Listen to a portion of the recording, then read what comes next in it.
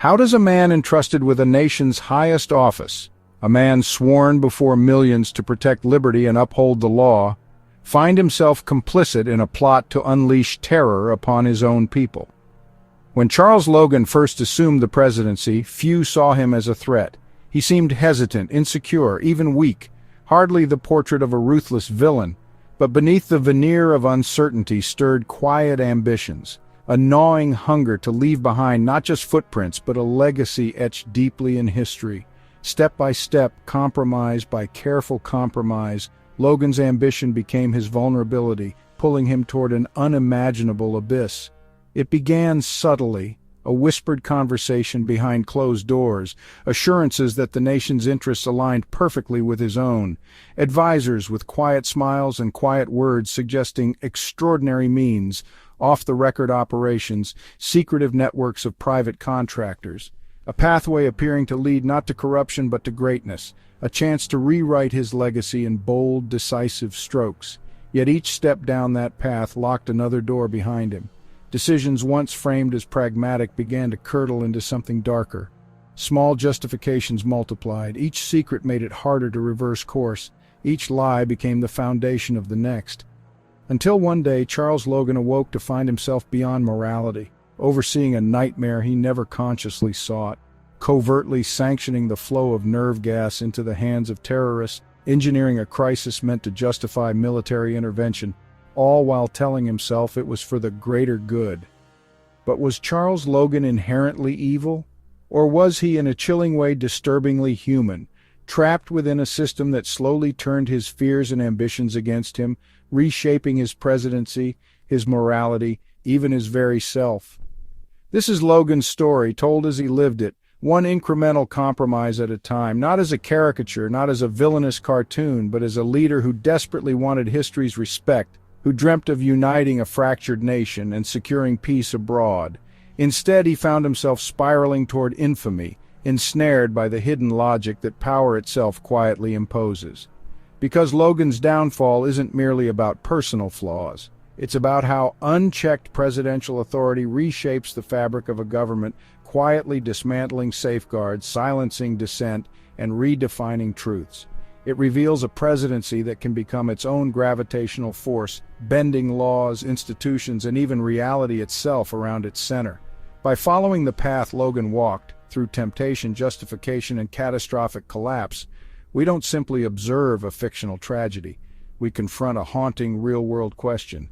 How do tiny breaches in integrity transform into existential threats to democracy? More urgently, what hidden vulnerabilities make a presidency susceptible to such a catastrophic spiral, and how do we recognize them before it's too late? Charles Logan had always felt overshadowed. Ascending to the presidency under uncertain circumstances, he sensed the public's whispered doubts, questions of legitimacy, competence, resolve. He'd spent nights staring at news cycles filled with criticism, replaying every misstep, every hesitation. His advisors murmured about weakness, and Logan, desperate to silence those voices, perhaps most of all his own, longed for a chance to rewrite his story. That chance arrived disguised as a landmark treaty promising historic stability, a redefined legacy, and a presidency worth remembering. A treaty with a strategically crucial Central Asian nation appeared poised to become Logan's signature accomplishment. He imagined headlines declaring his diplomatic mastery, portraits of himself as a visionary leader whose decisive actions secured America's security, economic future, and global influence. But reality soon dimmed the dream. Negotiations stalled. Regional unrest threatened to derail everything. Logan saw his moment slipping away, and with it the reputation he craved. It was at precisely this vulnerable juncture that figures like Christopher Henderson appeared, men who specialized in quiet, off-the-book solutions. They didn't speak of terrorism or explicit violence, not at first. Instead, their language was subtle, reassuring. They promised controlled chaos, strategic disruptions carefully calibrated to push reluctant parties to the table. In shadowed rooms and quiet corridors, Logan's ambition was gently reframed. What had once seemed morally impossible now appeared merely pragmatic, even wise. And Logan, driven by a consuming desire to be remembered not as indecisive but as a strong, decisive leader, listened closely. His advisors began to frame these covert maneuvers as tools of statecraft, simple necessities for national security, energy independence, and global stability. Carefully crafted briefings positioned the crisis as not just manageable but desirable, a pressure point, a lever to finally move stubborn diplomats toward signing his legacy-defining treaty.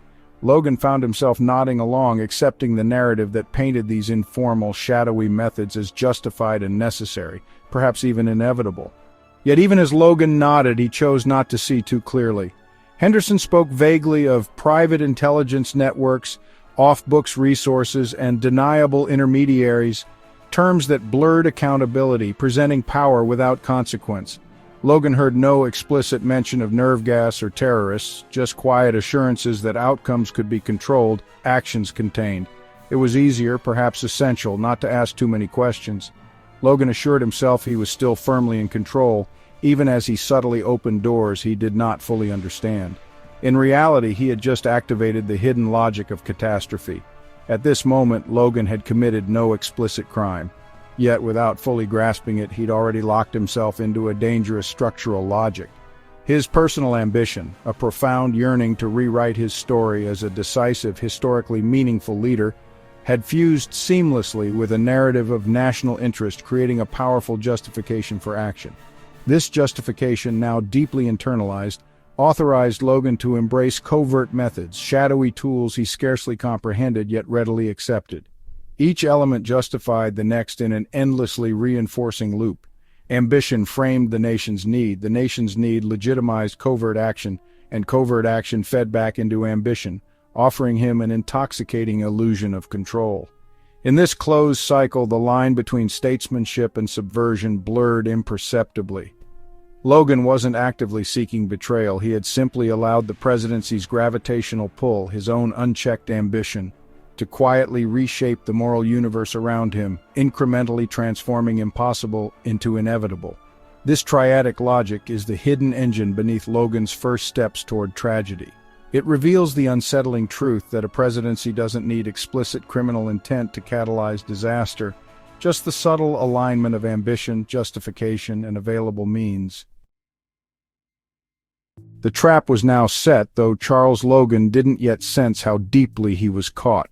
He still believed himself the measured leader, a president who simply chose to look away at precisely the right moment, trusting men like Christopher Henderson to handle the dark details. Logan told himself he had authorized nothing explicitly criminal, just measures necessary to protect the nation's interests, measures conveniently shielded by layers of deniability. The luxury of ignorance felt reassuringly close at hand. And so Logan began to subtly flex the immense discretionary powers granted to him as president, powers quietly embedded within the vast national security apparatus. He never gave direct orders to weaponize nerve gas, never explicitly directed contractors or black ops operatives to deliver weapons into terrorists' hands. Instead, he perfected the art of looking away, nodding at vague briefings, avoiding inconvenient clarifications, creating ambiguity through silence and indirect approval. Each quiet deflection signaled consent without explicit complicity, silently authorizing operations just beyond his view. Beneath the surface of government transparency, informal actors now thrived. Henderson's team moved swiftly, unburdened by formal oversight or institutional accountability.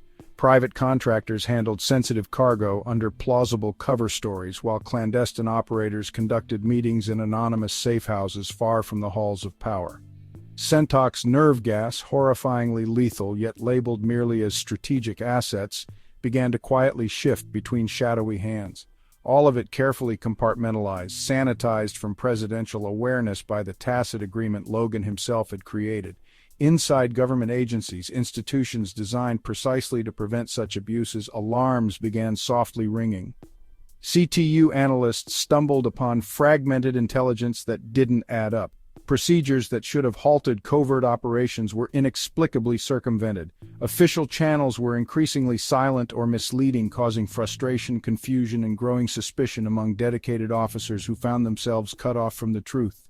No explicit laws were broken, yet operational integrity frayed beneath the weight of secrecy. The state's protective mechanisms became hollow shells, empty of true authority. Still, Logan remained outwardly composed, protected by his carefully maintained ignorance. He told himself that he was simply letting capable people handle complex matters, trusting their discretion. But his own silence had become louder than any spoken command. Through passive approval, through willful ignorance, he had reshaped the machinery of government into two parallel worlds. One formal, visible, and reassuringly legal, the other hidden, untethered, volatile, and increasingly beyond anyone's real control. Though Logan didn't yet admit it to himself, his presidency had quietly transformed.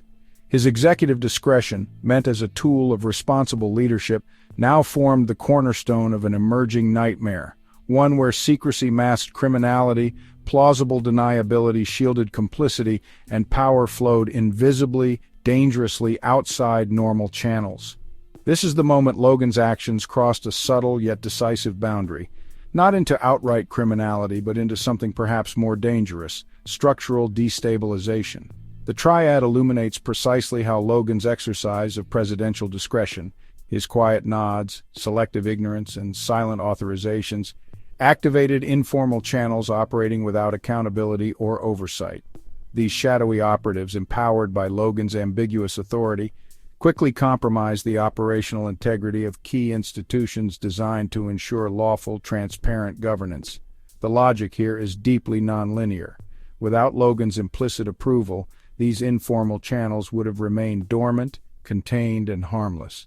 But once he exercised discretion, once he silently consented, power immediately bypassed formal checks, creating two parallel governmental realities.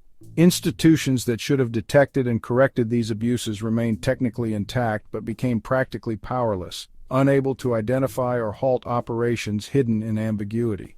Logan may have believed he retained control, but the nonlinear nature of his discretion, its quiet, indirect authority, had already destabilized the core of the system.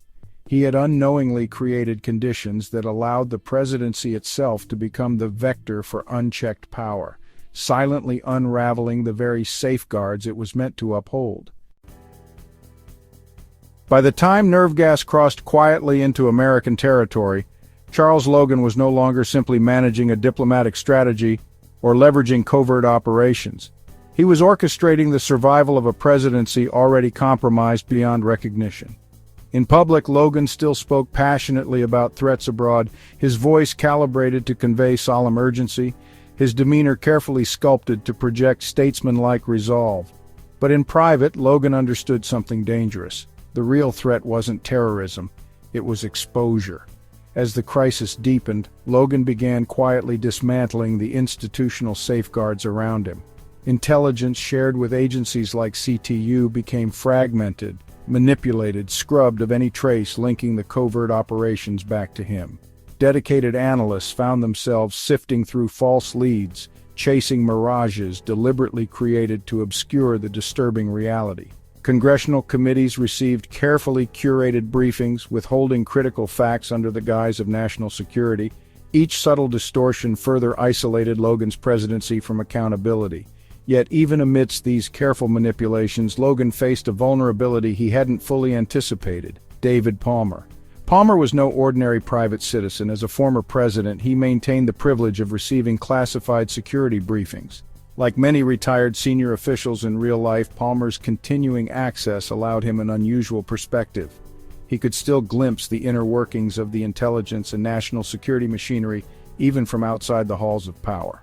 While Palmer no longer held office, he remained deeply respected, influential, and critically able to piece together a puzzle Logan had carefully kept fragmented.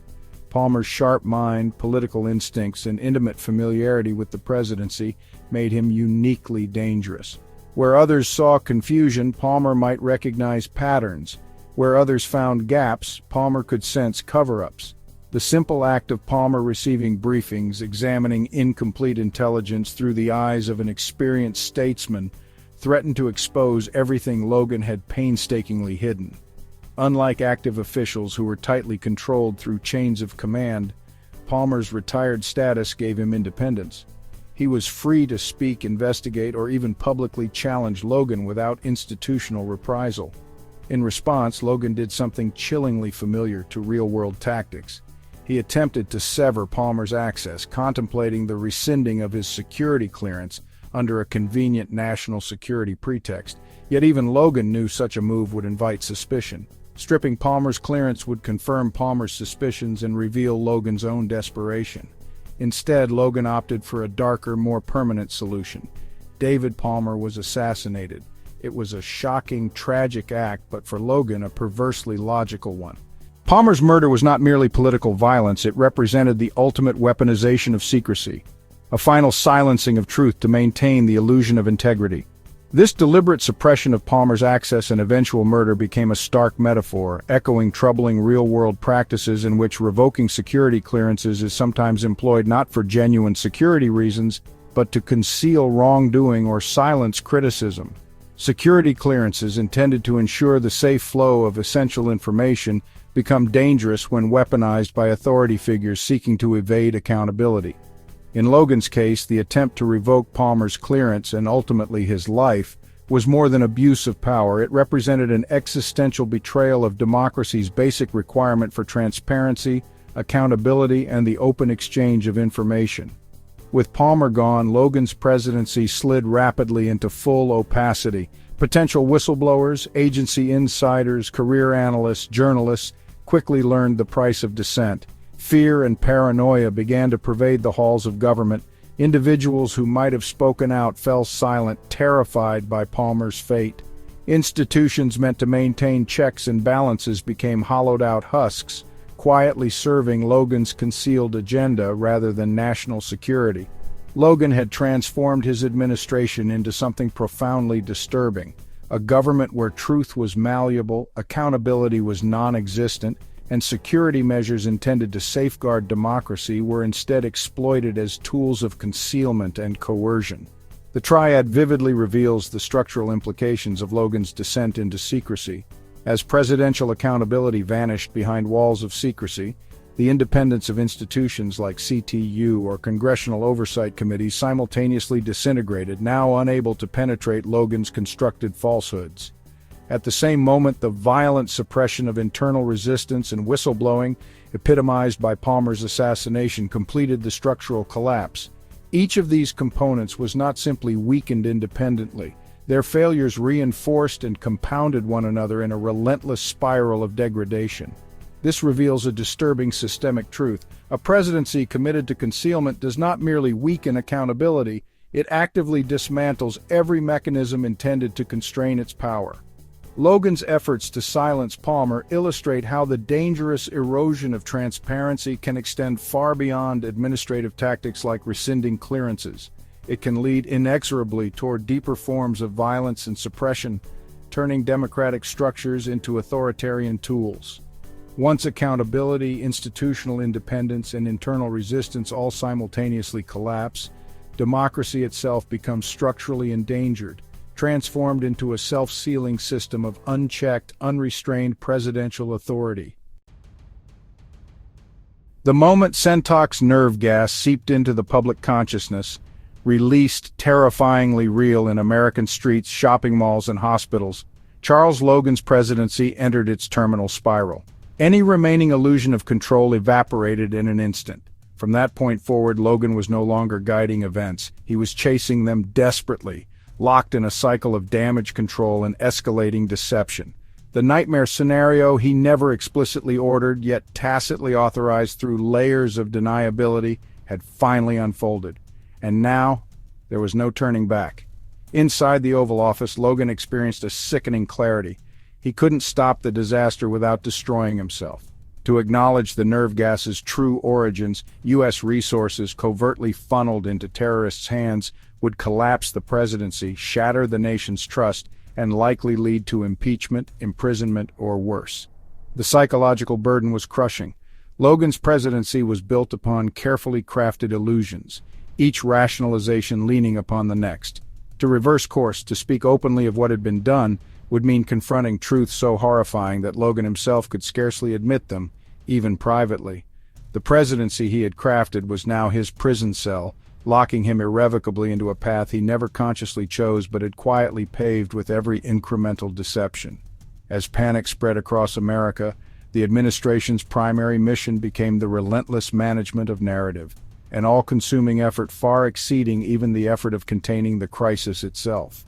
Official briefings given to the press twisted reality into a shape acceptable to Logan's continued survival. Diplomatic cables to foreign governments constructed delicate fictions to preserve a facade of competence. Internally, Logan's aides scrambled desperately to contain leaks, intercept CTU's inquiries, and disrupt investigative pathways.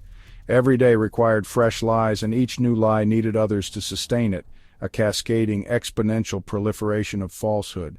Jack Bauer, relentless and resourceful, emerged as the ultimate threat, not because he endangered national security, but precisely because he pursued the truth Logan had so carefully buried.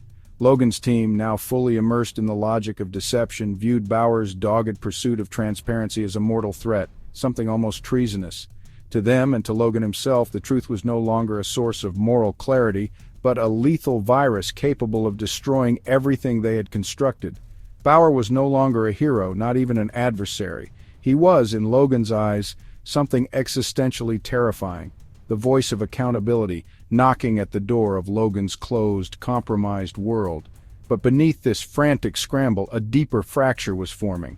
Logan's presidency had ceased to possess true legitimacy, at home or abroad. His authority no longer derived from constitutional trust or public consent, but from desperate maintenance of appearances. He was ruling entirely by fiction. Yet the more elaborate and carefully sustained this fiction became, the more brittle it grew. Each additional cover-up, each suppression of evidence, each interference in CTU's investigation made legitimacy increasingly artificial, perilously fragile. Logan's administration existed now solely to maintain an appearance of integrity it no longer possessed. Each step in this direction required progressively more extreme measures to maintain, locking Logan into a permanent escalation that pulled him deeper into crisis with every passing hour. Charles Logan could feel his presidency collapsing even as he was compelled to prop it up at any cost. He had long ceased to be in command. He had become a prisoner of his own manufactured reality, pushed inexorably forward by the structural demands of deception and survival. His presidency was now the victim and embodiment of the ultimate political paradox. The harder he struggled to sustain legitimacy, the more he destroyed it, and the more he destroyed it, the harder he had to fight. This final devastating stage in Logan's presidency illustrates a harrowing structural truth. Logan wasn't merely trapped by circumstance or ideology, he was caught in a triadic feedback loop from which escape became impossible. At the heart of this loop was his inability to reverse course. Acknowledging the truth was morally unbearable and politically catastrophic. Because reversal was impossible, maintaining control over the narrative became his administration's overriding imperative. Every new act of deception and suppression required greater, more extreme acts of deception to sustain it, creating an ever-tightening spiral of dishonesty and fear. Yet narrative control alone could never suffice. It depended entirely upon maintaining the fragile illusion of legitimacy.